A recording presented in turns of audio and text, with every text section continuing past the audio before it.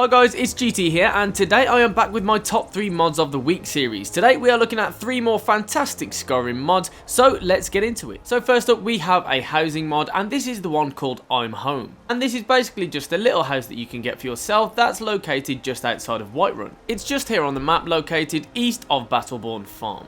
So the first thing that hits you when you arrive at this housing mod spot is the location. It's in a really nice little spot right by the mountains, and it is actually located on a mini island in a river. There are some fantastic features to this mod, and I'm going to go through them now. The first one is this little apiary, which is basically a little house for bees and honeycomb, so if that's something you need, you can always find it there. When you're walking down this little walkway at night time, there are lanterns, so even at night you can see where you're going. So the house looks really cool from the outside. It's made of wood, and it's got these dragon heads all around the outside of it. One really cool feature about this mod is that you don't have any loading when going into the house. You simply press open door and you go right in. And once you are inside, you really do notice an absolute wealth of features available for you to interact with. There is the obligatory map on the wall, which is a really nice feature, along with multiple chests that you can find all dotted around this property. And towards the back area here, we have a nice little kitchen spot with a fire you can cook on, and also some nice ingredients and food that is dotted around. And if you have got some empty bottles, you can fill them with mead from your mead barrel. Some more chests over here, along with some more empty book space. In the entire property, there are 72 book spaces for you to store your books in. When you take a look around, there are actually a total of 30 safes in which you can choose to store your things in too, so there's no lack of those. So let's take a look upstairs. Like I said, more chests, a nice big double bed, some more wardrobe space, some more storage space, another strong box and another safe, absolutely loads of storage space, along with a little desk area here.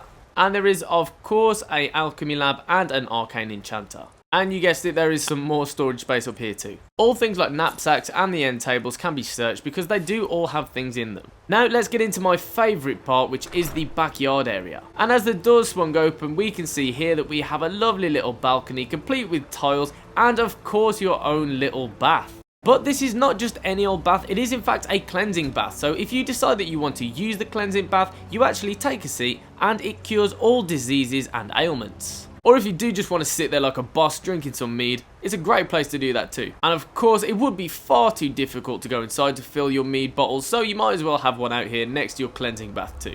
Over to the right we have some more weapon racks in which you can store a good amount of weapons. But walking down from the luxury area, we're going to have a look at what's down here. Now this area down here is really the useful area because you've got yourself a tanning rack, we have a smelter, a blacksmith forge, a wood chopping block, grindstone, and finally a workbench. So you really have everything that you need in order to turn your ore into ingots and then make it into any armor or weapons that you like. And obviously we've got some storage space out here too, but this one's a bit different because it's got some ingots in there ready for you to make into armor and weapons. Now I don't know about you, but I personally find a lot of the housing mods for Skyrim far too big. There's huge castles with loads and loads of space, and that's all well and good, but I just find something a little bit more compact like this place is a lot better and a lot easier to use. And if you would like to download the I'm Home mod for yourself, I will link that in the description for you. So up second on my top 3 mods of the week is an absolutely beastie one, and if you like fighting, like armor and weapons, now this is a fantastic mod for you. This mod is called the God Armor and Weapons mod,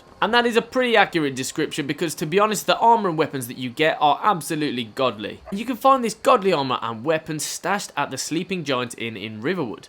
So if you fast travel to Riverwood, simply walk all the way down the main path and it is the last building on your right. Now you don't actually need to go into the Sleeping Giant Inn, simply go up the steps and then turn left. And there we will find something called a God chest. Open it up and inside you will see the riches that it holds. We have an absolutely incredible array of weapons and armor for you to take freely. First of all, just taking a look at the damage of some of these things, it's absolutely mad. The chest contains every type of melee weapon you would want, along with an absolutely brilliant bow too.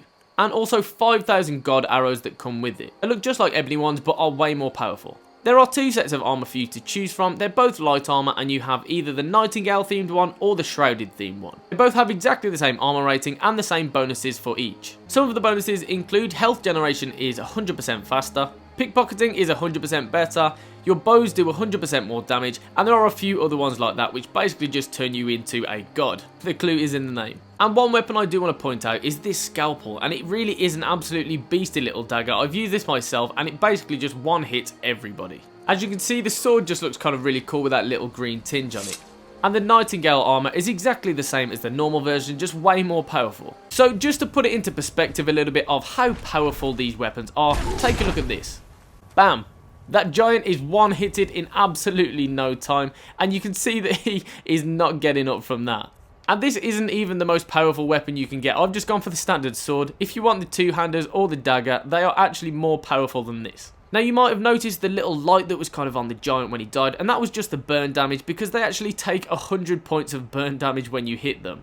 Honestly, these weapons are absolutely ridiculous. You can kill absolutely anything. And just to put into perspective how powerful the armor is, we're going to let a giant hit us. Virtually no damage is taken at all. If you have been attacked by a giant before, you'll know that it is pretty damaging even at high levels.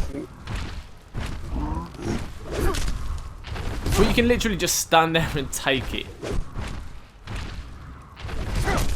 Right, it's time to get rid of these guys. And that is that. Now, I do really appreciate that this mod is ridiculously OP, and to be honest, this is not a mod that I would use when I'm playing my storyline, just because I like to make sure that I'm playing it in the most vanilla sense as possible. However, if you are really struggling on a mission and just need to kill something, it's a really good mod to put on, as the weapons really will go through absolutely anything. And if you do want to get this mod for yourself, I will link it in the description too. So guys, on to the third and final mod of this week's episode, and you might have noticed that some of the colours of the sky and some of the scenery is looking really good in this episode, and it is because I'm using the Surreal Lighting mod. Now, this mod basically just improves the look of Skyrim, and in particular the skies are made to look really colourful and cool. There really isn't too much more to say about this mod, so I'm just going to show you an example of how Riverwood looks with and without the mod.